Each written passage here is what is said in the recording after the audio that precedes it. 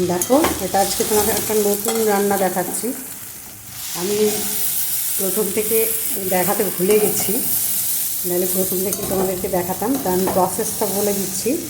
ওই আলু, কুমড়ো, মিষ্টি আলু, বিনস আর কাঁচা লঙ্কা দিয়ে নুন হলুদ দিয়ে প্রথমে বসিয়ে দিয়েছি। আর তার আগে কি করেছি, কিছু ছোলার ডাল ভিজিয়ে রেখেছিলাম অল্প, সেটা এর মধ্যে মানে কড়াইতে তেল দিয়ে আগে ভেজে নিয়েছি, তারপরে এইটার সাথে দিয়ে দিয়েছি, অ্যাড করে দিয়েছি।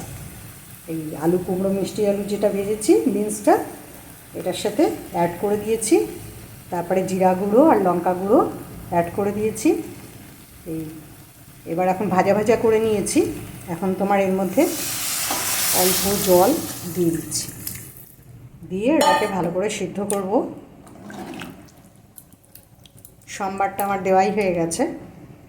এবার এটাকে ভালো করে সিদ্ধ করে তারপরে চিনি, গরম মশলা, ঘি এগুলো দিয়ে নামাবো। আমি ঘি, গরম মশলা দিয়ে আর একটুখানি মিষ্টি দিয়েছি। বেশি মিষ্টি দিতে হয় না, না দিলেও চলে, কারণ মিষ্টি আলু দিয়েছি তো। এবার নামিয়ে নিয়েছি। এটা খেতে খুব সুস্বাদু লাগে।